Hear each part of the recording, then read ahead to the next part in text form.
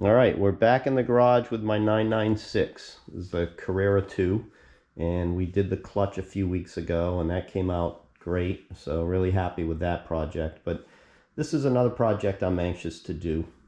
And what I'd like to do here is swap out all the struts and put in coilovers. So I've got Ohlins road and track coilovers that are going to go in each corner, and I also have some control arms I'm going to replace.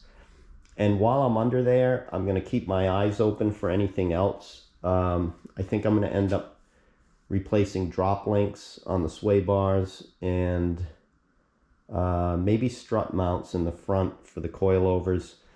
But I'm not anxious to get the car back on the road. It's obviously not a daily driver, so I'm going to put it up in the air, start the project, and if I need parts along the way, I'll just order them and kind of work on this over time. So anyway, that's the plan. So to do coilovers in the back, to get at the top mount, I've got to remove the convertible top out of the way. I've got to get part of that top out so I can get access. So that's why you see the top in the service position right now. And one other thing, I have never done this job, okay? I have really limited experience with any suspension parts, but there's a lot of info on the web, and I'm just going to work my way through it. And, you know, if I make mistakes along the way, you guys can see that, and we'll just work through it. And hopefully when we're done, there's enough content here to help others. So this is the first time I put the top in the service position. I'm not even certain it's perfectly right. I'm actually going to jump on the web right now and double check. Because from what I understand, you want to put like a 12 to 15 inch gap there, and then you come around the back, and let's see if I can get the camera here. You can see right here, this cable is on here. Now I've already disconnected that, but I really would like more room because I need to remove this entire carpeted piece, and I'm just going to play around with the top, the position of the top right now, and maybe find a little better position that gives me more clearance and easier to get at everything. So let's do that. Once I have the top right and I can get that piece out of the way, what I'll do is raise the car, and we'll start removing some of the components. So we'll start that now. Okay, that looks about the best position for me to work in. You can see how the distance here is a little more than what I just showed. And then if we come around back, I can flip this up, and I'll probably hold it with something to prop it up. Okay, because it won't go much higher than this without really binding the canvas.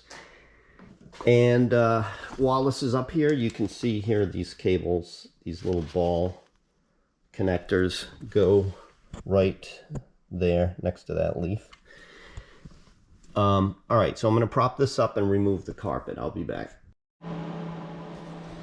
Okay, so I'm just using this little trim tool to pop these out.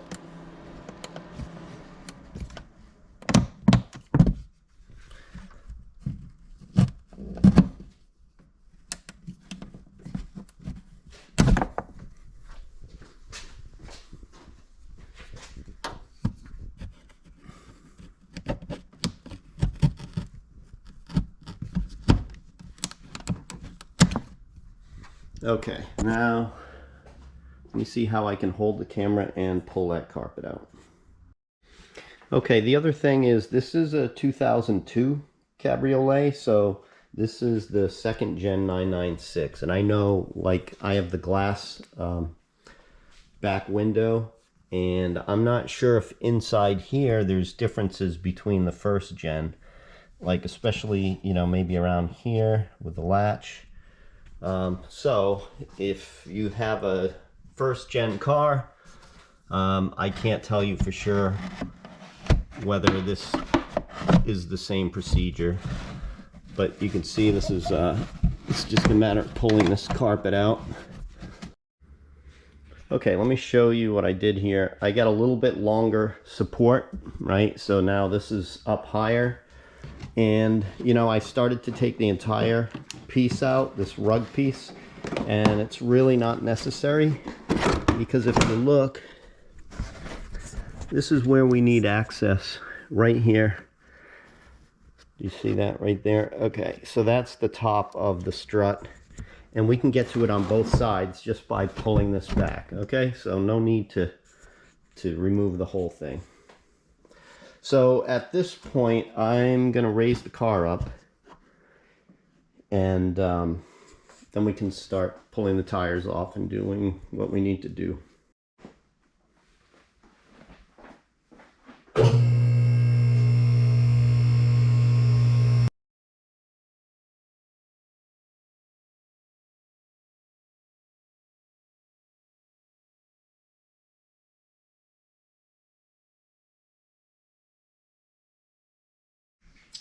Okay, I just want to show you real quick that I have these jack stands that I use as kind of a backup for this lift. I've got 4 of them and I put them on all 4 arms. It's overkill really, but it makes me feel good.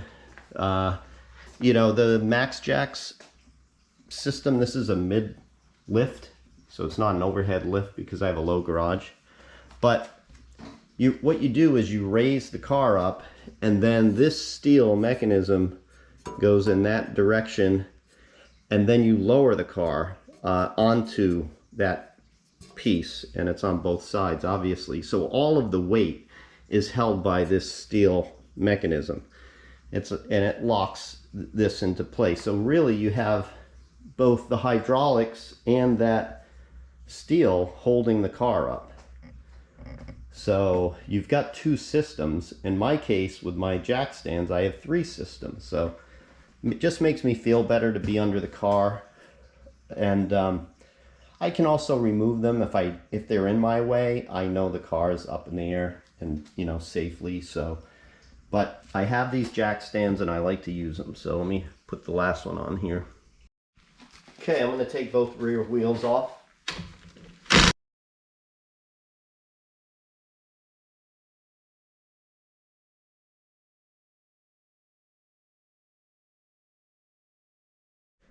So while I'm doing the coilovers, I have some control arms that I ordered. These are common parts for both the front and back. These are Melee control arms, not original Porsche, but these are pretty highly regarded for replacement control arms. So I think what I'll do is start with this. Before I even get to the strut, I'll just replace the control arm and then we'll move on to the strut. So we'll start in the back driver's side rear and we'll go from there. Okay, so this is the control arm that we're going to replace right here. I'm going to have to remove that fender well piece, the plastic piece. And then obviously we'll get to the strut. And you can see these other control arms too. I'll get a better sense of, you know, the wear on those. And there's the drop link that I'll probably just order those. Those seem to not last as long as most suspension parts. And why not? I'm going to be in there. So I'll probably get that on order now. Also, probably the sway bar bushing. I'll probably get this new bushing for both sides as well. All right, I'm going to remove 1, 2, 3 plastic nuts. They look like 10 millimeter, and we'll see if that piece comes off, this plastic piece. Yeah, just those 3 fasteners.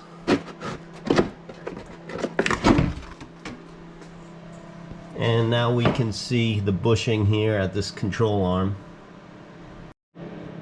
Okay, I've got my light on here, so hopefully we can see better, but what I've got to do is remove this bottom plastic panel, so I've got to get under the car to do that. And then you can see I'll have access to this nut. That's the bolt head, 18 millimeter, from what I understand. And then the nut is up here. It's a 21.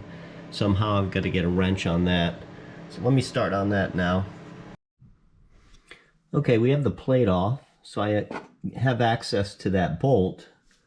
But this is still a challenge. That's a really shallow space there to get a wrench in, and right now I really don't have one that I can tell will fit. So my plan is I'm going to remove this bracket right here. That's a 10 millimeter, and see if I can kind of relocate that temporarily so I can get a wrench in there. So let me see how that works out.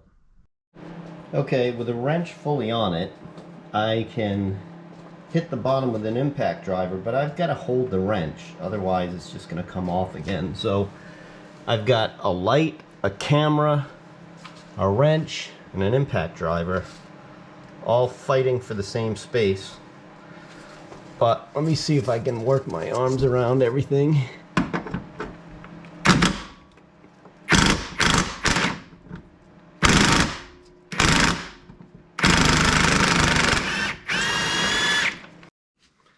Okay, so that bolt is still in that bushing side, but it's very loose. What I want to do is loosen this side, and I think I'll just be able to drop it right out. Now I can get a box end 21 on this, which is a lot better than the other side, and I've got my impact driver, so let's try it.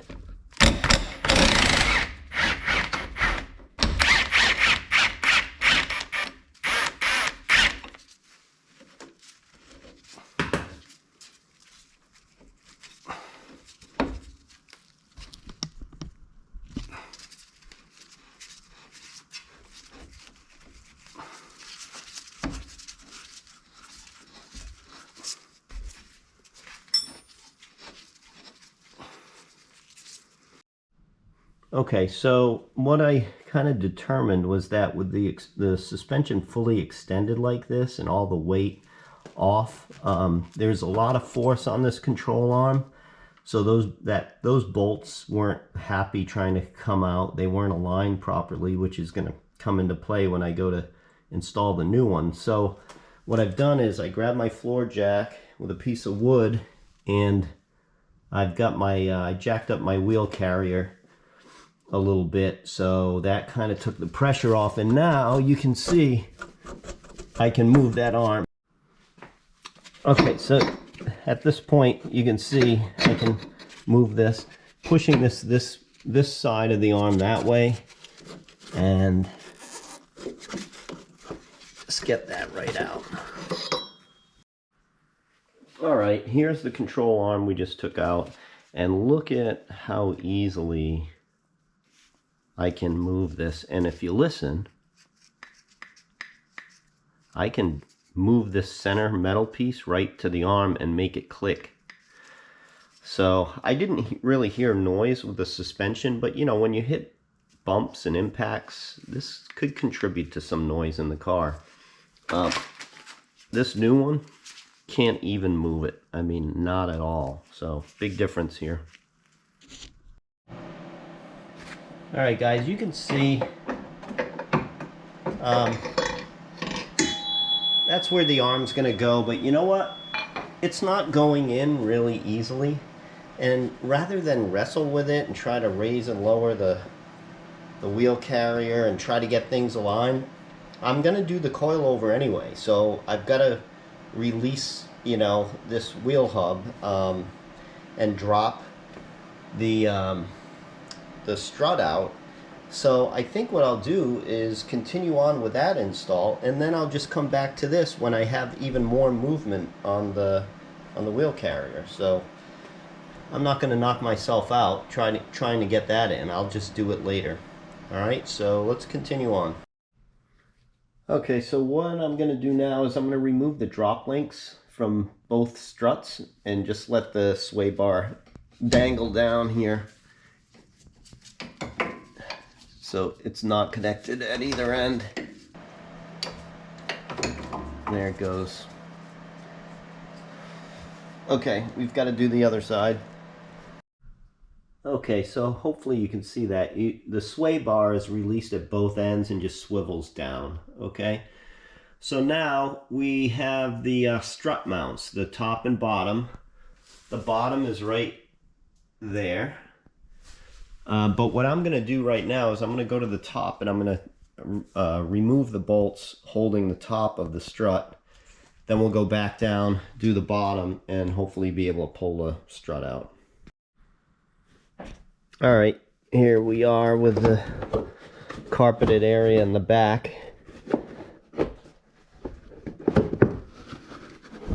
Let me grab this with two hands and get out of the way. Okay, so you can see that green nut there, and there's one here and one there, and those three need to be removed.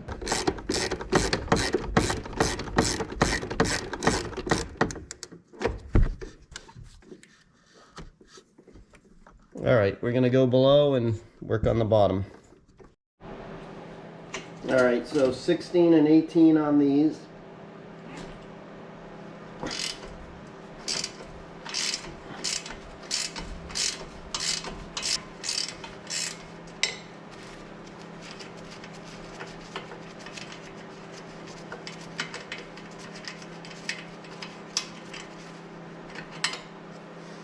Okay, I think I'm going to grab my floor jack and raise that a little bit and see if I can just slide the bolt out.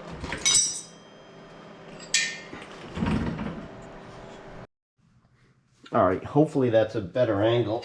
I noticed that the camera was pretty far off. So, alright, so this bolt, obviously, it's not moving, but you get a pry bar under there. You can see it. You can see I'm relieving the pressure on the bolt.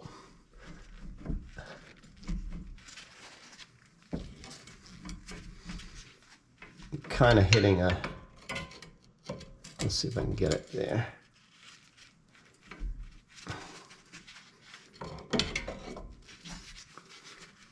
There it goes, see? All right, so now there's nothing holding that strut up there except just the compression between the two mounting points. So if I kick this out that way, it should just release. Well, let's see if we can do that with the pry bar. I'll get my hand on this so it doesn't go flying.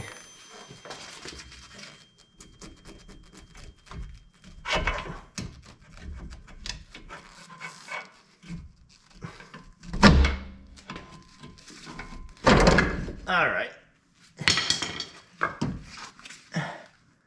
So we can pull it right out now. All right, we have the strut out of the car. You can see it here. Looks pretty clean, and it's dry. I can see a little dry rot on the bump stop. But regardless of the condition of this, the Ohlins is a superior product, so I'm really looking forward to getting those in the car. So we'll put this aside for now. I've got to kind of get my head into the Ohlins instructions and try to understand how that gets assembled. And we'll go from there. Okay, I've got my coilover here and have been through the instructions, going through the parts. There's a little bit of a discrepancy here. Well, a couple things. So first of all, this is the assembly of the coilover, and it does call for the original washer here from the strut, another washer, and the original top mount. Now I already knew this, but what we need to do is go back to the strut and remove these parts, and then we use them to assemble the coilover. But there's a couple weird things here. Now, first of all, there's a note: install the rubber seat between the spring and the original upper seat. Now, here's the upper seat they're calling out here, but that's supplied. that's an Ohlins part. It's not an original. It says it refers to the original upper seat as if it's coming from the original strut. So we have original washers and we have the original top mount, but there is no original upper seat. So that's one thing I noticed. Now they're calling for this rubber seat, which they give you 4. And really, you only need 1 per rear coilover. So you only need 2. The fronts don't use this. That's this here. So that is going to sit here like that. Now they gave me 4, so I don't quite know why. And the other thing is they gave me 2 plastic pieces. This looks like rubber, but it's plastic. Now, nowhere in either instructions for front or the back does it call for this piece. But here's the thing. I kind of think that this piece sits right here, because you're going to have the spring come onto this this seat right here, right? It's supported by that seat, and it's going to be compressed. And this is an adjustable seat, so you can raise and lower this. Without this plastic piece, the metal spring would be right on the seat. So as you're tightening and loosening, you know, you've got a lot of friction. You're going to have metal on metal. It kind of makes sense that this nylon part would be there. It would make spinning this easier. But like I said, the instructions don't call for it. And, you know, it does change the dimensions a little bit by putting that there. But I think I'm going to put it there. I kind of think it makes sense that that should go there.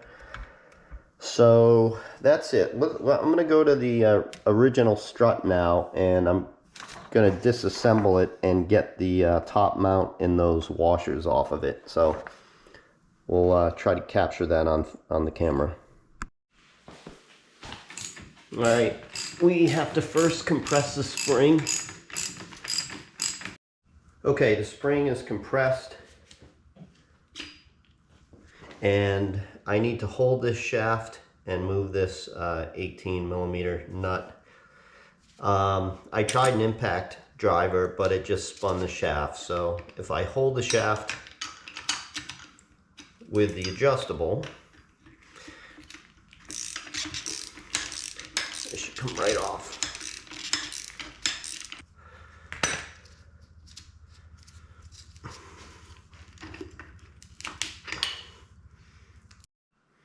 All right, we've got this disassembled, and here are the 2 washers they're calling for the Ohlins installation and the upper mount. Okay, so this piece gets removed from the top mount. We don't use this. This boot, dust boot, has to be cut, and according to the instructions, they call for 82 millimeters. So that's 3.23 inches, and when I measure it from here, it's right on the lip right here. So I'm gonna go get a pair of scissors and cut this right here. So we have the pieces from the strut that we need, so we can now assemble the coilover. So this is the way the coilover comes out of the box, except for the stabilizer link that I slid on here. Now I kept it loose. They do give you a dimension, but I'm going to wait until I go to fasten the stabilizer, the links to this, before I lock in the position. I didn't touch the position of the spring seat here and the height adjustment. I left everything the way it is out of the box. Okay, so let's start this. We're just going to follow this line drawing here. Okay, so they have us put the dust boot on first. This dust boot is the other half of the boot that we cut. So they had us measure this, and then you use the other half. Okay, after this, they have us put the spring on. Oh, before we do, I just want to remind you, I want to use this nylon piece. Remember we talked about that? I'm going to put that down here. That way the spring sits on the nylon.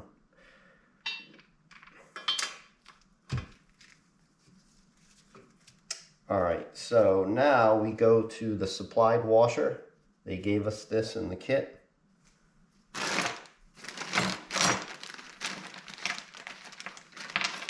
So that goes here. And then after that, we're supposed to use the washer from the strut. That's this one here. That goes right on top here, like that. Then the upper seat, which has that rubber little piece on there, that's going to go on top here.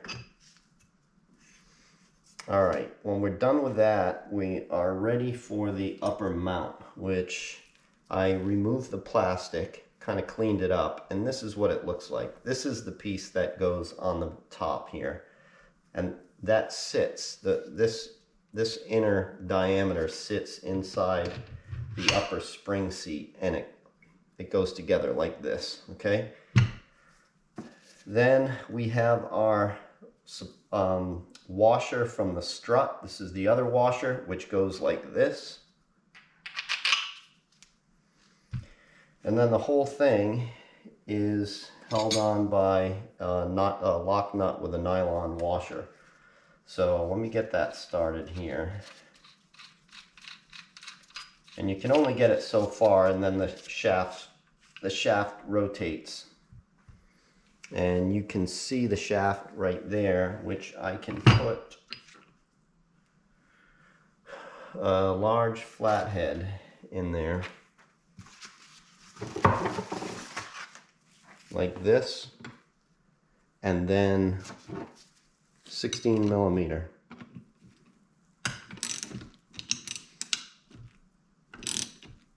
All right, so let me work on that. I'm going to turn the camera off. I want to get this in a better position where it's not rocking, and secure it, and then I want to tighten that nut. Okay, so here it is all assembled. And we're going to go put it in the car.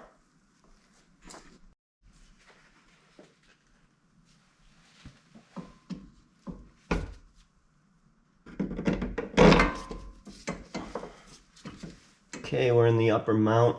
Now I'm going to get the lower mount. But before I do, we can't forget one thing. This sleeve, we want to make sure we put that in the bottom. So the bottom mounting bolt will go through that sleeve.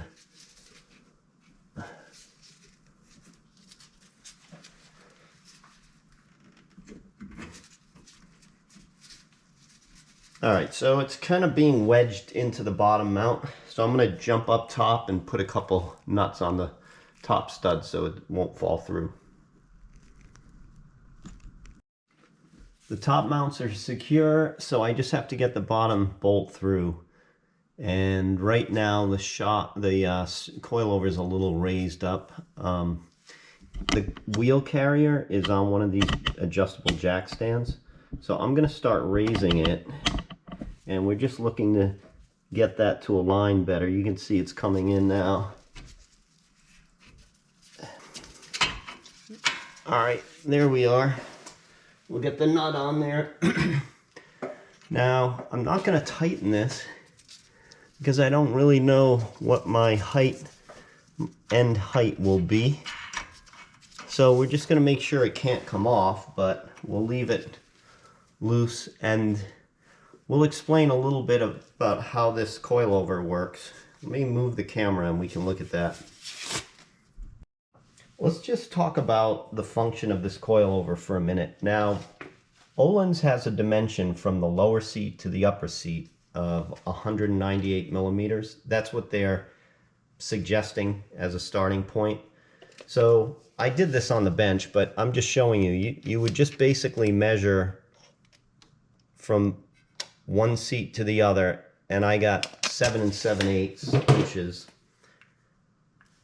How many millimeters is 7 7/8 inches? 200.03 millimeters.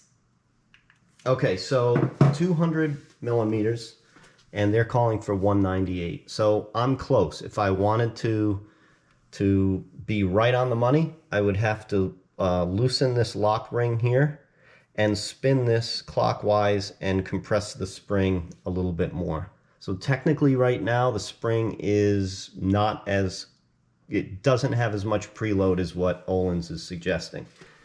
But I'm going to be doing an alignment and corner balance, and this stuff will be adjusted at that time, so I'm not too worried about it. I'm close enough. All right, so with this camera angle, you can see this lock ring here, and that locks the bottom part of the coilover. If I loosen this lock ring, I can take this bottom part and spin it. I can raise it up on the shaft or lower it, and basically I'm changing the length of the coilover. And how does that affect the car? Well, it affects the stance, how low the car will sit. I could make the coilover short and really, get the car low, or I can, extend it. So that really comes into play with the stance of the car, and it doesn't affect the coil preload because this is a separate adjustment. So for now, I'm going to leave it at the factory setting, and then when we get to the point where we're trying to get the car, the look, and make sure tires don't rub, things like that, we'll probably be playing with those settings. Okay, so we've got both of these installed. And pretty much at the end of this video, there is one thing that you guys, I'm sure, caught here, and that's the sway bar. I haven't connected the sway bar. And this is kind of an interesting thing. I had ordered new drop links originally. Just figure I'll replace these because they're old. And then the more I read and the more I thought about it, and I actually talked to the shop who's going to do the alignment and the corner balance, they suggested adjustable drop links. And I think it makes sense. So I ordered those as well. So one of the two will be returned. But here's the thing. This kind of dawned on me later, but these Ohlins have an adjustable stabilizer bracket, for the sway bar drop link. They can go up and down. And if you think about it, that's what this adjustable drop link, well, not this one, but the Tarot that I ordered, it basically just lengthens and shortens. It gives you the ability to make it longer or shorter. But with this bracket, you could raise and lower it, and it would accomplish the same thing. And in my mind, I don't know what the difference would be, and whether it's worth having to buy adjustable drop links. So I think what I'll do is I'll just probably keep these on for now when I bring it to the shop, and then we'll go over that with them. I'll have both the OEMs and the adjustables, and I'll let them tell me what they suggest. So that concludes this video. We'll get that answer later. Probably bring that up in that third video when we go over how the car rides and the results of the alignment and corner balance.